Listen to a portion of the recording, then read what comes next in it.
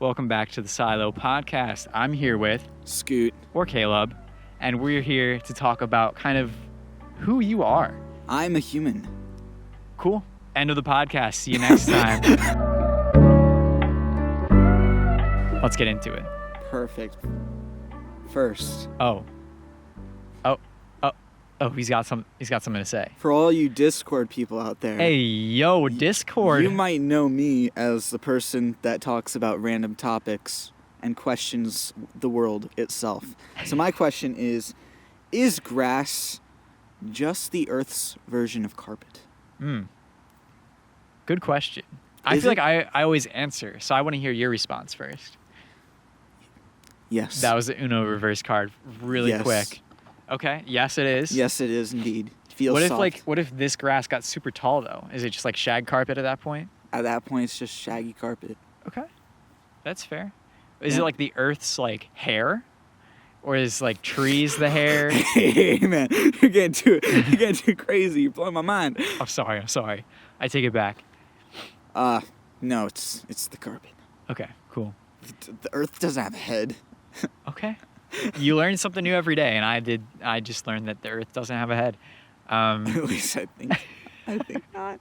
Does that make mountains pimples? Yep. Volcanoes. Oh, Volcanoes are. Oh, snap! Yeah. Erupting volcano. Does that make sense?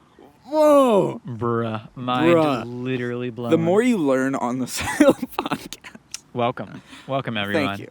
So let's get into what it means to be Scoot. What does it mean to be a Scoot? How old are you? What do you do? Where are you at in life? Give me a little background, and then we'll kind of dig deeper into what you do creatively. Perfect. Well, I'm a Scoot. I am a 17-year-old kid that lives with his parents because I'm a minor. I can do that and not be made fun of. I would have made fun of you. Saves you a ton of money. It does indeed. Yes, sir. It does indeed. A little background about myself is, like, growing up, like, I'm the youngest of 6 kids. That's a big family, man. At least to me, until I moved to Lancaster. That got crazy. Hey, yo. But I am a musician. That's my creative venture. I focus on, like, piano, audio engineering, and I love being, like, a creative consultant for music projects. Like, that's what I do as, like, a side gig. And that all started, actually, when I was 8. Whoa. When I was 8 years old. When you had your first client at 8? Lil tyke. First client 8. No, I didn't. When I was about 8 years old, my brother and I got bored a lot, and we were just like, what do we do to pass the time? And then I really started getting into music, and I was that little kid that was into, like, Kids Bop, and my brother was like, no. The Kids Bop is disgusting. Get that out of here. Kids Bop is gross. Let me show you what music's truly about. And I was like, all right. He showed me, like, stuff from the 60s, like Sam Cooke, showed me, like, Michael Bolton, like, tons of older artists that were just super unique. Cat Stevens, stuff like that. And my mind got turned upside down, like I'm like the Prince of Bel-Air or something. But then my brother and I just started, like, singing all the time, just, like, and that gave me a passion for music because I was like, you know what? It'd be cool to do this as, like, a job. Yeah. But I was like, I had the doubts in my mind of, like, okay, this isn't going to be affordable. I'm not going to be able to make a living off this. So I, like, would never be able to do that, ever. Is that from the world's view of, like, starving artists? Like, Oh, 100%. you kind of had that in your mind that, like, there's 100%. no way I can go creative full time? The world installs in you, like, images of, like, what true success is, and, like, being a doctor or being, like, a engineer or something, like building, like, the Golden Gate Bridge or whatever. I don't know. But for the longest time, because of that, I wanted to be a doctor. Yeah. Oddly enough, I thought, okay, how can I make tons of money? And I was like, and that's, like, the worst reason to be a doctor. I can save people's lives, I guess. If I become a brain surgeon, like, hear me out, if I become a brain surgeon, that's what I thought for the longest time. Yeah. And then in 2020, COVID time, believe it or not, Whoa. I had my first job Whoa. ever. Whoa. I had my first job at a warehouse, and we just worked on packing curriculum. That was my job. I packed books, and I sent books to people. They were math books. I gave people torture willingly, and I got paid for it. disrespectful, man. I'm sorry for every single person that received any package that I packed. But That's a rough place to be at, given Scoot giving you a book. But it was good. It was good because I made money, and money Hey. helped me fund my first creative thing I decided to go into. Because I was about like, it's 2023. Oh my gosh. Just now realized how that. the time has flown by. Yeah, so I would have been 14 in 2020. Yeah, I guess so. Yeah, I would have been 14, had my first job in a warehouse, lifting, pushing skids, it was great. And I just said to my mom out of nowhere, because I just had this random thought in my head, I was like, I want a piano. I'm like an impulsive buyer as well. So my mom, I figured my mom would call bull and just be like, what? Yeah. Like, you want to get a piano? Like, why? But I asked her, I was like, hey, Mom, can I drop a ton of money on a piano that I just made from working this summer? She's just like, oh, sure. Let's, what piano? And I was like, wait, what? Hold up. And so I got it, and it was a Yamaha P125, which is a really nice portable Yamaha. It's great. Mid-tier piano, really good. But I got it, and I was like, you know what? I'm gonna be dedicated. I worked for this money. I put legit blood, sweat, and tears into this. You gave earn other the people money. tears too. I gave other the pre-calc. That's where I got the tears from. I didn't cry. Yep. They cried. Yep. Pre-calculus is Gross. not fun. Sorry for math nerds out there, but I got the piano, and I just decided, you know what? I'm gonna mess around a bit. So I messed around, and then my mom was like, well, I'll just get on lessons. So I'd the mic flipped around, stupid leaf. You stupid leaf. Stupid leaf. I have my mic on a leaf right now.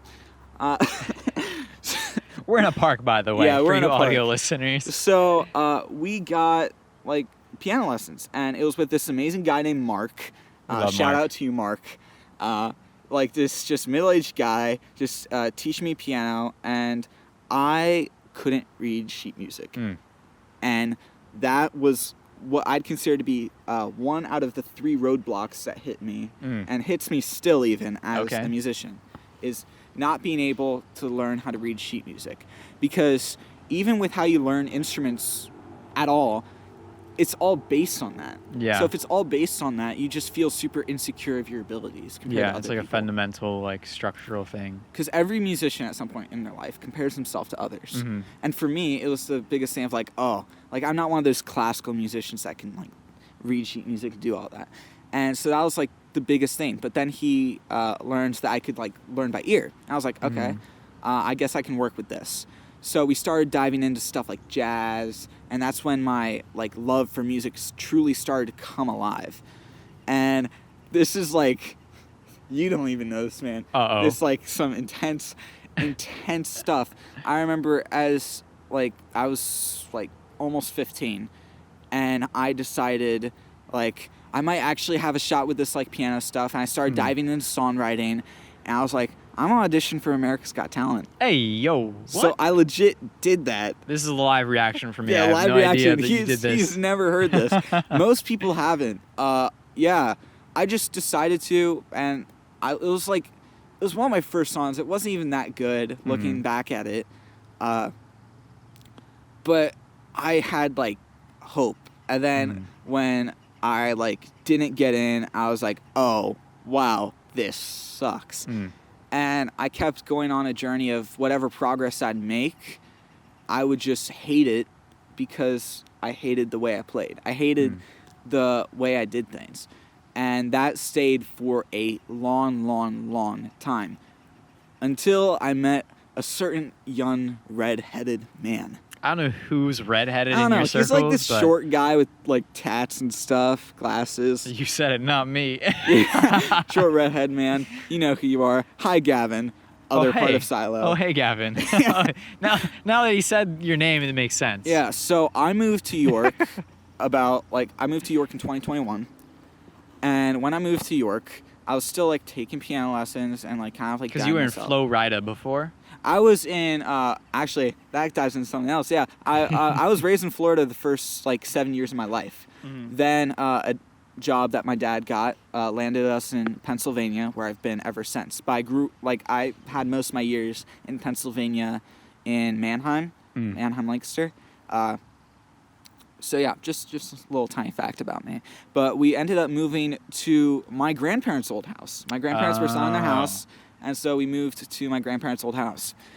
So from then, I was just chilling, mind my own business, and then my dad, he's a professor at Lancaster Bible College, and there was a student he had that like really needed a place to stay, and my dad was like, "Oh, we should like let him in and stuff, and show him some love."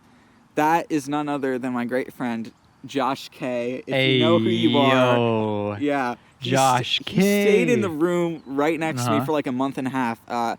Drank all of our tea super quickly. Normal Josh things. But he said one day, because we were wondering what he was going to do, because I believe it might have been spring break or a little bit before spring break, but I asked him, I was like, "Hey, what are you doing?" And he was like, "Oh, I'm just going to a friend's house. He like lives super close, I think."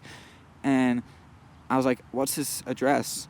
And he was just like, "Oh, he lives on like a street." He said the street. I'm not going to disclose your address, Gavin, I swear. But it was Gavin, and he lives literally right down the street, like not even like like six houses down. over. Yeah, 6 houses over.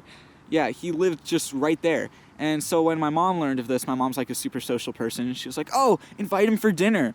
And then my mom figured out he had Crohn's, and she was like, "What do I make?" So she was panicking, made something, and I met Gavin. And Gavin is an amazing guitarist, if you don't know. But I was talking to him, and he seemed like a cool dude. And he started coming over to our house to lead like worship nights and stuff, and that was crazy. And I really got to know who he was, and one day he was just like, "Hey, like, I'm part of this group called Silo." Not just part, he kind of runs it. Well, yeah, but that's not what he said. Yeah. And I was like, "All right." And he invited me to this event, and I was like, "Okay, well, I don't have a ride." And he's like, "I can drive you." And I was like, "Sick." And so he drove me to my first ever Silo event. It was a Silo Poetry Slam, right? Yeah. Silo Poetry Slam. Yeah.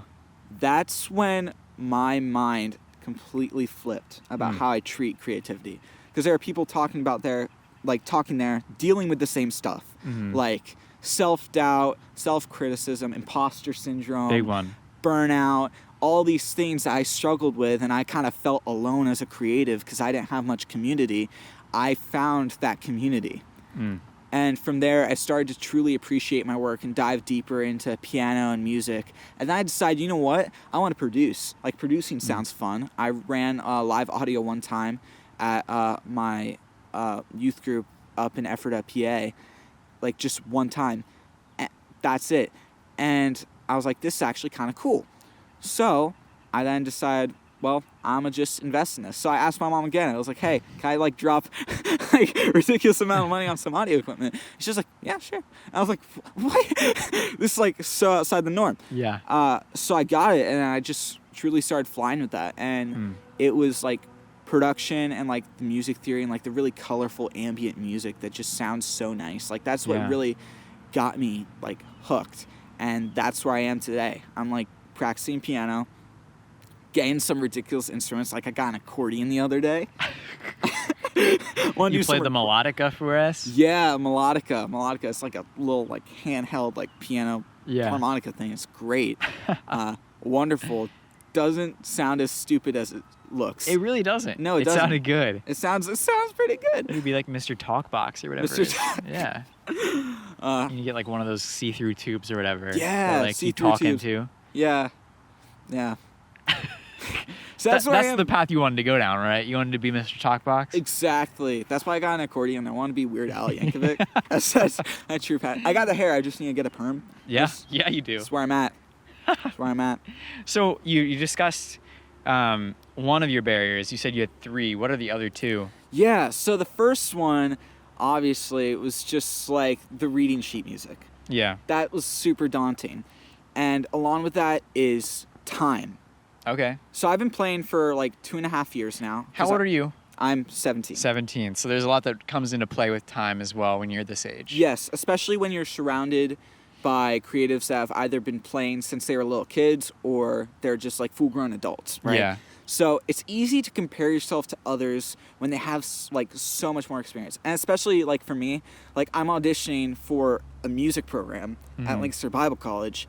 And for me, it's a struggle because they're like, oh yeah, most people who make it in have been playing for like 6 to 10 years. Yeah, they've been playing since they were like 4 years old, just diddling around on the piano. Yeah. And here I am playing for about 2.5 years now. Yeah. And killing it, by the way. Yeah, but it's hard for me to see that. And I feel like that's like the hardest thing for a creative to do is to see the creative in yourself. You see how many hours you spend though? Oh, just yeah. From talking to you, you're just like, yeah, I just, stayed up until 2 a.m. just diddling around. And I'm like, you put in probably like an extra 40 hours this week just hanging out, doing your music stuff. Oh, yeah. I'm like, bro, put something out there in the world. You've got skills, bro. It's so easy to produce other people's stuff. Yeah. It's so much harder to produce what you've created because you feel so much more self-conscious about it. There's ownership and stuff that comes into play. So time, that's huge. Knowing that like I haven't played that long and like realizing that I am advanced for the time I put in, especially like I put in like tons of time. Spends overtime hours doing this stuff. Yeah, I play on average for the last 2 years. I've been playing 6 to 8 hours a day. Yeah, my hands are jacked. Yeah. look There's at these hands. There's a 6-pack on those. 6-pack hands. Yeah, time is the second. The third one, imposter syndrome. Hey, yo, let's dive into that. So it's along the same lines of like comparing yourself to others, but not really. Because with music, like a lot of people say like, oh yeah, like everyone's done that progression, that chord progression. Like if you know what chord progressions are, like the heart and soul of a song. Like, well, lyrics are, all of it is. Yeah. Songs are soul. But everyone, I feel like, has done like all these chord progressions I've done, and all those doubts and stuff just come flooding in. And so imposter syndrome, time, and not learning how to like read sheet music and not knowing how, like those things truly blocked me. And they still do to an extent. I'm not at the point like a lot of these like elder creatives that are like, oh yeah, like I've gotten through that. It took me a bit, but I got through it. Because I'm fresh into the game. Fresh meat. Shark bait. Exactly. Ooh ha ha. Ooh ha ha. Welcome, brother. Shark bait. Nemo reference. Shout out to Nemo. Shout out to Nemo again. But so you have those three. Like, to wrap up here, like what advice do you have for your future self? As we can say that you are fresh, what would be a future thing that you think you would run into? This is like a flip the script on younger self. Wow. But like, if you're fresh, there's a different perspective that you have. I'd say one thing I want to start doing is to save my practice recordings. Okay. Because I have barely anything from when I first started. And so I haven't been able to just look back and see progress. Because when I looked back, I was like, oh, that looks like that's terrible. It sounds horrible. Right. Like, what the heck? And that shows that you have progress in your head, that like the maturity has continued. Yeah. I remember, I forget his name. I feel so bad. I'm terrible with names, so I'm sorry. But you know that one like insane downhill skater dude? Oh, okay. You know I don't what I'm know. talking about? Yeah, I know who he is. Yeah. Yeah. So I was talking to him at Capture, and he was talking to me. Chris. Yeah, Okay. that guy. Gotcha. So he's been skateboarding for like, I think he said like somewhere around like, he was in the 10s. And I was like, whoa, that's insane. And he just said, keep your older stuff because you're going to regret like not having that. And that hit. So I started, instead of like deleting my voice memos and stuff, like actually saving them. Yeah. And so shout out to you. You really changed the way I look at things. But along with that, also try not to look at myself with the criticism that I do. Because like the struggle with self-hate as a creative can be like some of the like craziest stuff, because you appreciate everyone else's work, but I want to get to a point where I truly appreciate my own work. I think you also, this will be my final point here, is that you create enough that I feel like you're not looking at other people's as much as like maybe a lot of people are that browse like Instagram or I don't know where you guys would like SoundCloud where a lot of people post like their demos and stuff. Like if you're spending 6 to 8 hours a day, I feel like you're doing less of the intake and more of the output. Yeah. Is that true? Yes, I would actually say that is. That's different than a lot of people. It is. It really is. And I remember I took I just quit Instagram for like a few months. Part of it was for religious reasons, but also just to take a break because I kept comparing myself to others, and it was just super unhealthy. And I feel like when I quit that, I finally got to my prime. Like my absolute prime. I'm in my prime. Well, yeah, because I have a new piano teacher. His name's Matt. Shout out to Matt. Shout out Matt. He's insane jazz musician. He's think of he talks like Bob Ross. Oh, okay. Happy little notes. Yeah. But he's taught me how to infuse such color and flavor into my music, and that started happening as I was taking that break from social media. So I just started climbing and climbing. In fact, I had piano lesson this morning. Hey, yo, yeah, bright and early, and I picked you up at 9:30. Yeah, our piano lessons are from 8 to 9. It's insane.